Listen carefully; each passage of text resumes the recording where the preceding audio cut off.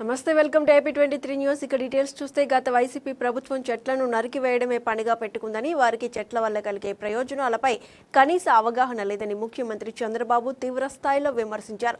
చెట్లను పెంచడం ప్రతి ఒక్కరి బాధ్యత అని, వాటిని నరికివేయడం దుర్మార్గమని ఆయన అన్నారు. రాష్ట్రంలో పచ్చదనాన్ని గణనీయంగా పెంచేందుకు తమ ప్రభుత్వం కట్టుబడి ఉందని స్పష్టం చేశారు. ఇవాళ రాజధాని ప్రాంతంలోని అనంతవరంలో నిర్వహించిన ప్రపంచ పర్యావరణ దినోత్సవ కార్యక్రమంలో సీఎం చంద్రబాబు పాల్గొన్నారు.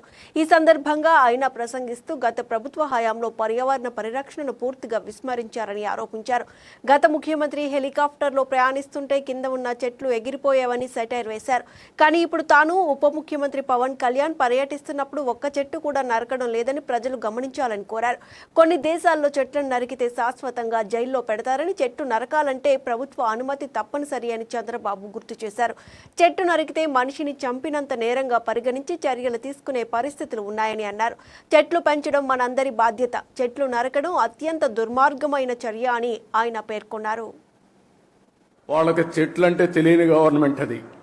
చెట్టు వల్ల ఉపయోగం తెలియదు, చెట్లు నరకడం తప్ప చెట్లు పెట్టనే గవర్నమెంట్ అది. ఆ రోజు మనం అందరం మాట్లాడుకున్నాం, ఎక్కడన్నా ముఖ్యమంత్రి హెలికాప్టర్లో పోతా ఉంటే కింద నుండే చెట్లన్నీ ఎగిరిపోతాయి. ఈరోజు నేను వస్తున్నా, మా ఉప ముఖ్యమంత్రి వస్తున్నాడు, ఎక్కడైనా ఒక్క చెట్టు నరుకుతున్నావా తమ్ముళ్ళు చెల్లెమ్మలు మీరే చెప్పమని మిమ్మల్ని అందరూ అడుగుతున్నా.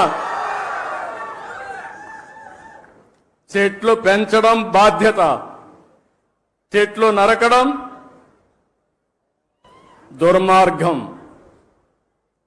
కొన్ని దేశాల్లో అయితే శాశ్వతంగా జైల్లో పెడతారు చెట్లు నరికితే. చెట్టు నరకాలంటే కూడా ప్రభుత్వ పర్మిషన్ ఇస్తే తప్ప చెట్టు నరకడానికి వీలు లేదు. చెట్టు నరికితే మనిషిని చంపినటువంటి నేరంగా చిత్రీకరించి వాళ్ళపైన యాక్షన్ తీసుకునే పరిస్థితి వస్తుంది.